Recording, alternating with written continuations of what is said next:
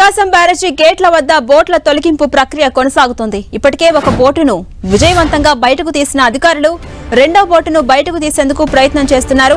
ప్రస్తుతం ఇంకా రెండు పెద్ద బోట్లు, ఒక చిన్న బోటు వీటిలో చిక్కుకుని ఉన్నట్టుగా తెలుస్తోంది. బోట్లను తీయడం సవాల్గా మారింది. సగం నీటిలో తేలుతున్న రెండో బోటును అపసవ్య దిశ నుంచి సవ్య దిశకు మార్చడానికి సిబ్బంది కృషి చేస్తున్నారు. దిశ మారిస్తే తప్ప బోటును అక్కడి నుంచి కదిల్చే అవకాశం లేదు. 200 మీటర్ల దూరం నుంచి జేసీబీ సాయంతో తాడు ద్వారా దిశను మార్చేందుకు ప్రయత్నిస్తూ ఉన్నారు అధికారులు.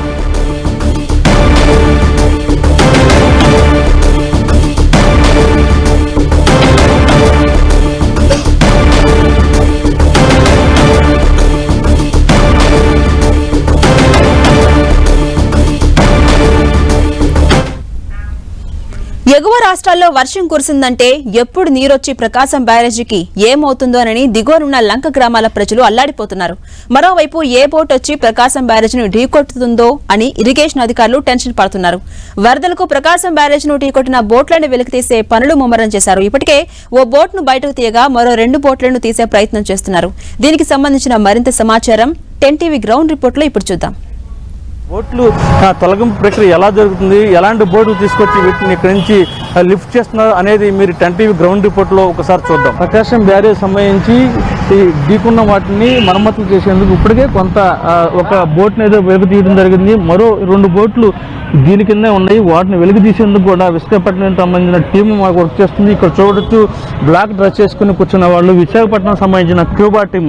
ఈ క్యూబా టీమ్ ఆక్సిజన్ సిలిండర్లతో లోపల ఉన్న బోట్ల దగ్గరికి వెళ్ళి లోపల ఉన్న బోట్లకు డ్రిల్లింగ్ ద్వారా వాటికి హోల్స్ వేయడం జరుగుతుంది. హోల్స్ వేసిన తర్వాత ఏదైతే ఉందో మీరు చూస్తున్నటువంటి బోట్లు కింద నుంచి బోట్లకి ఇక్కడ చూస్తున్నటువంటి ఏదైతే ఉందో ప్రకాశం బ్యారేజీ సంబంధించి బోట్లు ఢీకున్నటువంటి బోట్లు మీకు సుదూర ప్రాంతం నుంచి ఇక్కడ కనిపిస్తున్నాయి. ఆ 2 బోట్లు రెండు బోట్లు లింక్ చేసి మధ్యలో గడ్డలు కట్టారు. ఆ 2 బోట్లను ఇక్కడ తీసుకొచ్చి సంబంధించి ఇక్కడ నుంచి వెలుగు తీసేందుకు కూడా వాళ్ళు ప్రయత్నం చేస్తారు. ఈ సమయంలోనే ఇక్కడ కీలకంగా వ్యవహరించేది కాకినాడ చెందిన అబ్బులు టీమ్ అనేది టీం కూడా ఇక్కడ కీలకంగా వ్యవహరిస్తుంది. వీళ్ళు లంగరు వేసి అదేవిధంగా వీటికి హోల్స్ వేసిన తర్వాత వీటిని స్టడీగా చేసేందుకు కూడా ఈ సంబంధించిన టీం అయితే ఇక్కడ వర్క్ చేస్తుంది.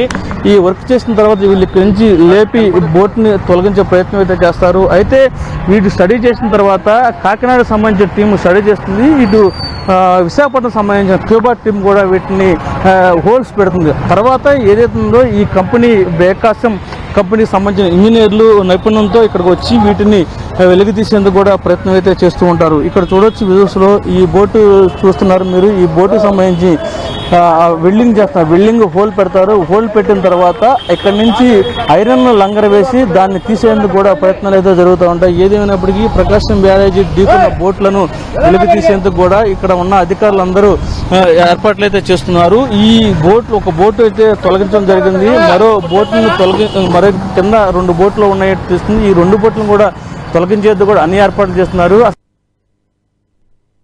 ఎగువ నుంచి వచ్చే వరదను దృష్టిలో పెట్టుకుని ఇరిగేషన్ అధికారులు అప్రమత్తంగా ఉంటాయి. పడవల యజమానులకు వారు సమాచారం ఇవ్వాలి.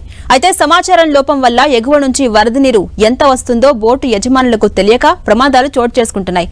ముందస్తు సమాచారం ఇస్తే యజమానులు బోటుకు బలమైన మేకులతో జాగ్రత్త చేసుకుంటారని ఇరిగేషన్ నిపుణులు చెప్తున్నారు. దీనిపై మరింత సమాచారాన్ని మా విజయవాడ ప్రతినిధి తిరుమలరావు అందిస్తారు.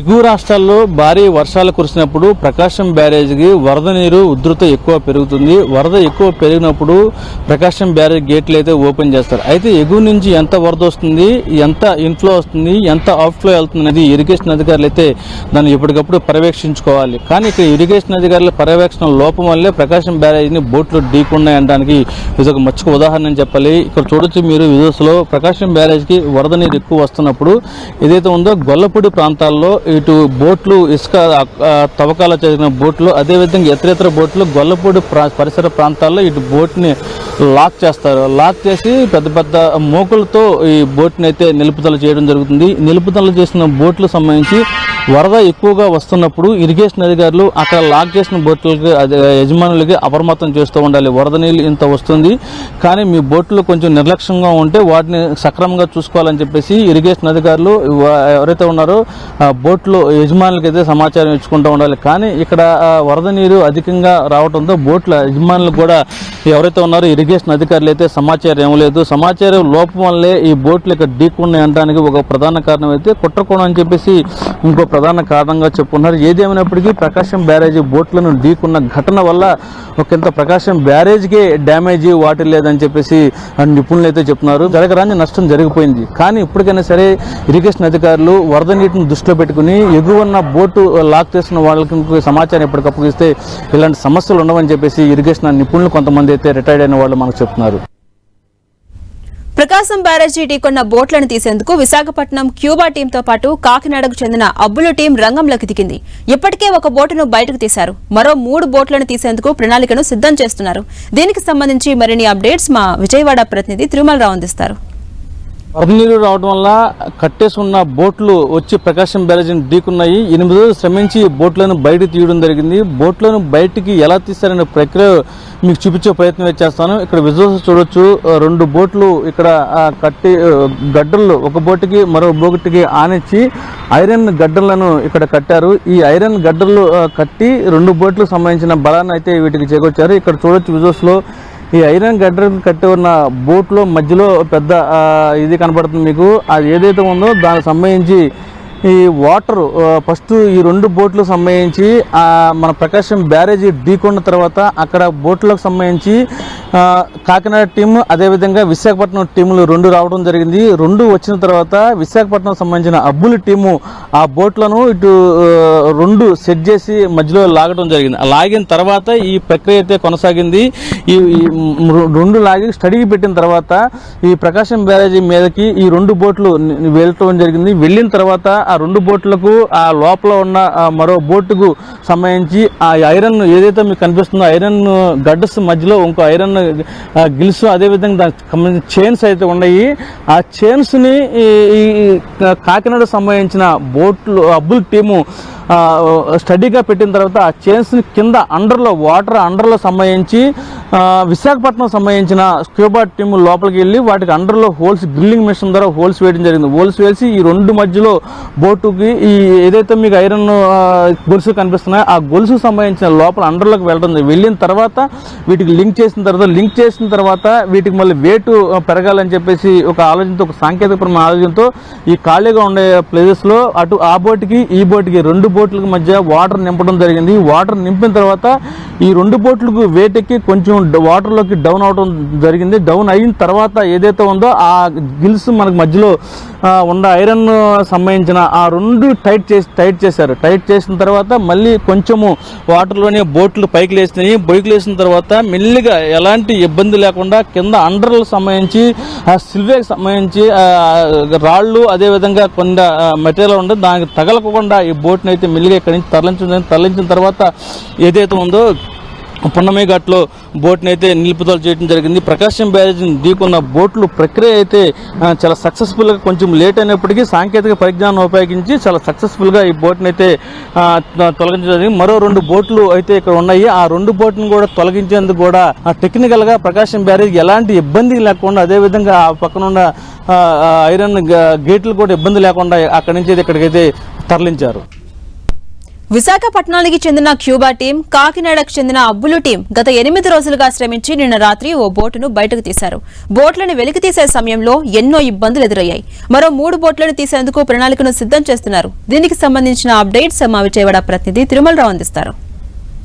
8 రోజులు శ్రమించి విశాఖపట్నం సంబంధించిన క్యూబా టీము అదేవిధంగా కాకినాడ సంబంధించిన అబ్బుల్ టీము 8 రోజులు శ్రమించి బోట్ను బయట తీశారు. ఈ బోటును తీసుకొచ్చి పున్నమి ఘాట్లోని ప్రదేశంలో పెట్టారు. ఈ బోట్ను కూడా మీకు చూపించే ప్రయత్నం అయితే చేస్తాను. అయితే టోటల్గా 8 రోజులు రాత్రి మొగళ్ళు కష్టపడి ఈ బెకాస్ కంపెనీకి సంబంధించిన టీంతో పాటు ఆధ్వర్యంలో ఈ బోట్ను అయితే వెలుగు తీయడం జరిగింది. ఈ వెలుగు తీసిన క్రమంలోనే అనేక ఇబ్బందులకు గురయ్యాయి. ప్లాన్ ఏ వచ్చేసి ప్రొక్లేన్తో దీన్ని తీసేందుకు ప్రయత్నించారు. ప్లాన్ బి వచ్చేసి కటింగ్తో తీసేందుకు ప్రయత్నించారు. ప్లాన్ సి వచ్చేసి వీళ్ళ బోట్లు తీసుకెళ్ళి అక్కడి నుంచి తీసుకొచ్చే ప్రయత్నం చేశారు.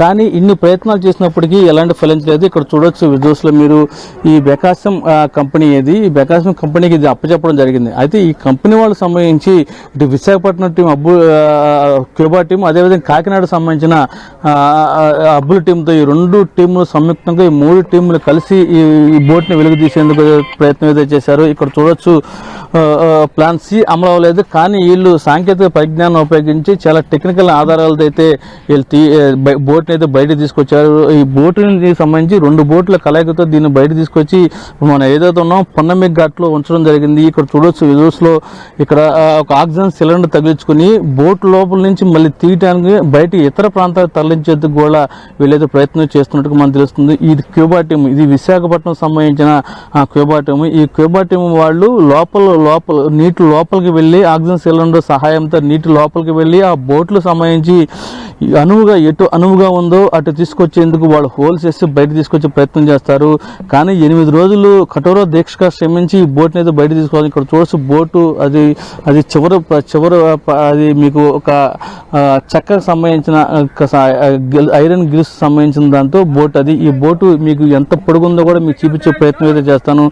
ఈ బోటు ఇక్కడ నుంచి ప్రకాశం బ్యారేజీని ఢీకొని ఇక్కడ నుంచి సంబంధించి ఈ ఢీకొట్టడంతో ఆ మొత్తం వెళ్ళి ఏదైతే ఉందో ఈ ప్రకాశం బ్యారేజ్ గేట్లకు తగిలి ఆగిపోయింది. అయితే ఏదైతే కాకినాడ అబ్బుల టీం సంబంధించిన వాళ్ళు ఈ బోట్ను వెలుగు తీసే బోట్ను ఒక సక్రమైన మార్గంలో తీసుకొచ్చి పెట్టడం జరిగింది. సక్రమ మార్గం తీసి పెట్టిన తర్వాత వీళ్ళు బెకాసం సంబంధించిన ఇన్ఫ్రాస్ట్రక్చర్ కంపెనీ వాళ్ళు 2 బోట్లకు గడ్డలు తగిలిచ్చి ఆ గడ్డల మధ్యలో ఈ బోట్ను ఉంచి ఐరన్ గిల్స్ వాటి కట్టి బయటికి తీసుకురావడం జరిగింది. ఏదేమైనప్పటికీ ఈ ఒక బోట్ను తొలగించడానికి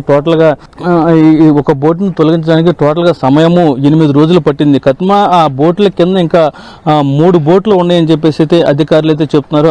ఈ బోట్లు తొలగింపు ప్రక్రియలో ఇటు రాష్ట్ర ప్రభుత్వానికి ఒక గొప్ప ఛాలెంజ్ గా మిగిలిందని చెప్పాలి. ఛాలెంజ్ ని ఎదుర్కొంటూ ఎక్కడ నిరుత్సాహం చెందకుండా ఈ బోట్లను ఎప్పటికప్పుడు తీసేందుకు కూడా ప్రయత్నించి ఒక బోట్ అనేది వెలుగు తీశారు. ఈ బోట్ ని వెలుగు తీసే క్రమంలోనే ఏపీ ముఖ్యమంత్రి నారా చంద్రబాబు నాయుడు ఈ బోట్లో పర్యవేక్షిస్తూ నారా లోకేష్ కూడా దీనికి సంబంధించి అధికారులను అప్రమత్తం చేస్తూ ఉండాలని చెప్పేసి గత రాత్రి ఎవరైతే ఉన్నారో ఇరిగేషన్ శాఖ మంత్రి నిమ్మన రామానాయుడు మీడియాతో కూడా మాట్లాడడం జరిగింది. ఎప్పటికప్పుడు పర్యవేక్షణ చేస్తూ సహనాన్ని కోల్పోకుండా ఈ బోట్లను వెలుగు తీశారని చెప్పేసి చెప్తున్నారు. ఇంకా 2 బోట్లు ఉన్నాయి. ఆ 2 బోట్లు కూడా ఇవ్వాలా లేకపోతే రేపు వెలుగు తీస్తామని చెప్పేసి ఇరిగేషన్ శాఖ మంత్రి నిమ్మల రామానాయుడు అయితే చెప్పడం జరుగుతుంది. ఇది ఈ బోట్లకు సంబంధించిన గ్రౌండ్ రిపోర్ట్. వీడియో జర్నలిస్ట్ అస్గర్తో తిరుమల 10 టీవీ విజయవాడ నుండి.